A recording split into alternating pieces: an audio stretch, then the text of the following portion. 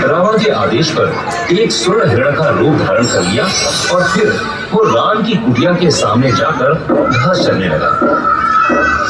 सीता पर्णकुटी से सहज ही बाहर आई। उनका ध्यान उस स्वर्ण मृग पर गया। आज तक उन्होंने ऐसा हिरण कभी नहीं देखा था। एक संपूर्ण सोने का मृग सामने ही घास खा रहा था। उसकी संपूर्ण सुंदरता, संपूर्ण आभा सूर्य के प्रकाश के समान अलौकिक हो रही थी।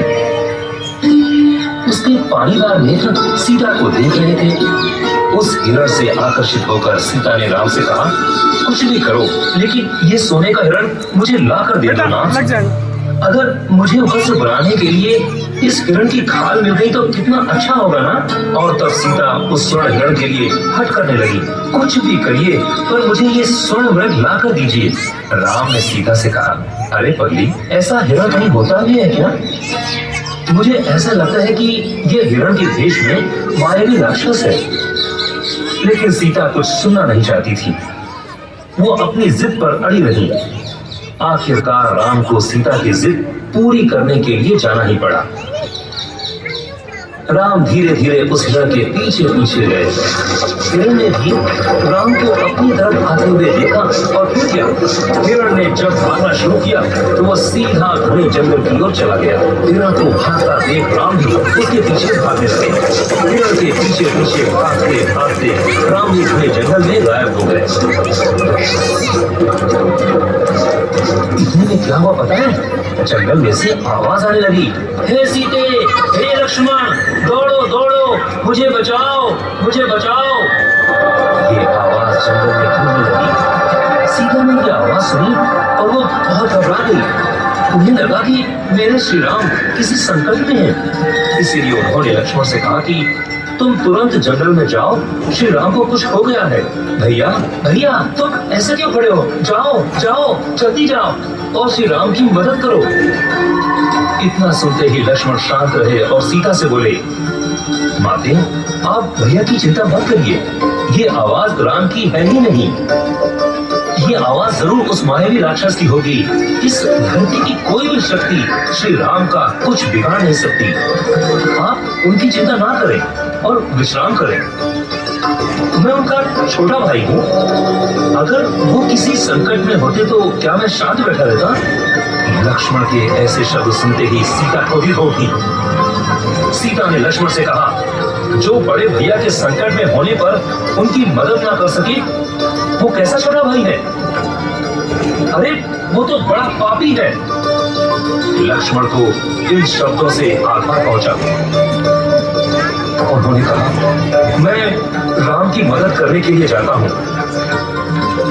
उन्होंने पर्णकुटी के बाहर अपने बाण से एक रेखा खींच दी और सीता से कहा, माते, मैं राम की मदद के लिए जा रहा हूँ, पर मेरा आपसे एक अनुरोध है कि चाहे जो हो जाए, आप इस रेखा को पार न करें। सीता ने लक्ष्मण का कहना मान लिया और फिर लक्ष्मण श्री राम को ढूंढने के लिए जंगल की ओर चल दिए।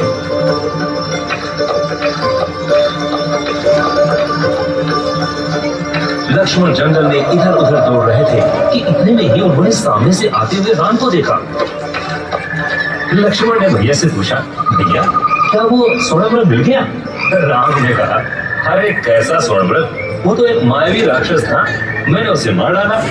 लेकिन तुम मुझे ये बताओ कि तुम सीता को अकेले कहाँ छोड़कर आए हो? लक्ष्मण ने राम को सारी बात बताई। इस पर राम ने कहा, अरे लक्ष्मण, ये तुमने क्या कर दिया? तुमसे बहुत बड़ी भूल हो गई है, बहुत बड़ी। कुछ भी होता पर सीता को अकेला नहीं छोड़ना था। ये जंगल क्रूर राक्षसों और दानवों से भरा हुआ है। हमारे सिवाय सीता के साथ कोई भी तो नहीं है। ऐसी दशा में यदि किसी राक्षस ने या किसी क्रूर प्राणी ने उसे कष्ट दिया तो चलो लक्ष्मण, चलो, हमें तुरंत आश्रम पहुंचना होगा। दोनों आश्रम में आते हैं। दुर्भाग्य से राम की आशंका सही निकली। सीता आश्रम में नहीं थी। लक्ष्मण जब राम को ढूंढने के लिए वन में गए, तभी झाड़ियों के पीछे छिपा हुआ रावण साधु का रूप लेकर बाहर आया। सावधानी पूर्वक वो पर्णकुटी के द्वार पर पहुंचा आश्रम के पास आया। यहाँ वहां देखकर वो कड़क आवाज में भिक्षा मांगने लगा, माई भिक्षा दे, माई भिक्षा दे। सीता भिक्षा देने के लिए बाहर आई।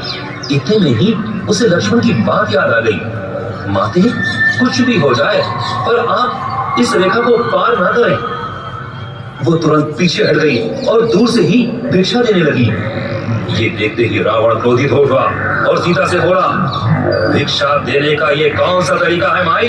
भिक्षा देनी है तो ठीक से आगे आकर दो, वरना मैं बिना भिक्षा लिए ही चला जाऊंगा। पर एक बात याद रखना, ऐसा कर तुम पाप की भागी बन जाओगी, तुम्हारा कल्याण कभी नहीं होगा। रावण की बात सुनकर सीता घबरा गई। उन्होंने रावण से कहा, ऐसे क्रोधित मत होइए, मुझसे भूल हो गई। और सीता ने भिक्षा देने के लिए रेखा लांघकर बाहर की ओर पैर रख दिया। रावण साधु वेश छोड़कर अपने असली रूप में आ गया। ये झटके में उसने सीता का हाथ पकड़ा और अपने कंधे पर उन्हें उठा लिया और आकाश मार्ग से लंका की ओर जाने लगा। अब सीता रोने लगी, अपने श्री राम को जोर जोर से पुकारने लगी। रावण को अब बहुत आनंद आ रहा था। जब सीता राम को पुकार रही थी तो रावण जोर जोर से हंसता हुआ बोला, इस तरह क्यों चिल्ला रही हो सीते? अब इसका कोई फायदा नहीं है। सारे देवता मेरे दास हैं, दास। साक्षात कैलाशपति शंकर का मुझे आशीर्वाद है। मेरी प्रचंड शक्ति से वो राम, अरे वो राम मेरा कुछ नहीं बिगाड़ सकता। रावण को अपनी शक्ति का अधिकरण होने लगा। इतने में जटायु नाम का एक विशाल पक्षी सीता को बचाने के लिए रावण के विमान को टक्कर मारने लगा। जटायु अपनी चोट से रथ को तोड़ना चाहता था। रावण क्रोधित हो गया। उसने अपनी तलवार से एक के बाद एक जटायु पर प्रहार किया और बेचारे जटायु का एक पंख कट गया। घायल होकर वो जमीन पर गिर पड़ा। बेचारा जटायु, उसे इस बात का बहुत दुख हुआ कि वो सीता को बचा ना पाया। इधर रावण सीता को आकाश मार्ग से लंका ले गया। दूसरी तरफ राम और लक्ष्मण सीता को ढूंढते ढूंढते थक गए और सीता का कहीं पता भी न चला। अब राम की अवस्था एक छोटे बच्चे जैसी हो गई। उन्होंने लक्ष्मण से कहा, अब मेरी सीता मुझे कभी नहीं मिलेगी ना? क्यों? लक्ष्मण तुम ही बताओ, मैं क्या करूं? लक्ष्मण ने राम की हालत देखकर राम से कहा, श्री राम भैया, इतना दुखित होने की जरूरत नहीं है। हम अभी सीता को ढूंढकर वापस ला सकते हैं। परंतु राम को इससे संतोष नहीं हो रहा था। जंगल के सभी पशु पक्षी उनकी पर्णकुटी के पास एकत्रित हो गए थे और सभी दक्षिण दिशा की ओर देख रहे थे। इस प्रकार लक्ष्मण ने यह समझ लिया और राम से कहा, ये प्राणी एक साथ दक्षिण दिशा की ओर क्या देख रहे हैं? राम ने एक क्षण उधर देखा और फौरन उठकर खड़े हो गए। उन्होंने लक्ष्मण से कहा कि हो सकता है कि कोई सीता को किसी दिशा की ओर ले गया हो। राम लक्ष्मण को साथ लेकर सीता को ढूंढने के लिए उसी दिशा की ओर निकल पड़े। मार्ग में उन्होंने पेड़ पर लटकी हुई मुरझाई फूलों की बेड़ी देखी। उसे देखकर राम एकदम भावावेश हो गए और बोले, अरे लक्ष्मण, कल ही तो मैंने ये फूल सीता को दिया था, ये यहाँ कैसे? राम बहुत दुखी हुए। अभी थोड़ी दूर और चले थे कि सीता के आभूषण पड़े मिले। उन्हें देखकर राम को विश्वास हो गया कि सीता इसी मार्ग से आगे गई है। निश्चित ही कोई सीता को इसी दिशा में उठाकर ले गया है। चलते चलते मार्ग में रक्त रंजित जटायु आ मिला। इस पक्षी को देखकर राम ने सोचा कि जरूर इस पक्षी ने ही सीता को मारा है। ऐसा विचार कर राम ने धनुष पर बाण चढ़ाया और जटायु पर निशाना लगाया। परंतु वो जटायु करुण शब्दों में श्री राम से बोला, हे राम, मेरी ये अवस्था दुष्ट रावण ने की है। तुम्हारी सीता को उठाकर वो आकाश मार्ग से जा रहा था। मैंने देखा तो मुझे बहुत दुख हुआ। मैंने रावण पर वार किया पर उसने मेरे पंख काट दिए और वो सीता को लेकर लंका की ओर चला गया। ऐसा कहकर जटायु ने अपने प्राण त्याग दिए। राम के नेत्रों में अश्रु भर आए। राम उसके पराक्रम की प्रशंसा करने लगे।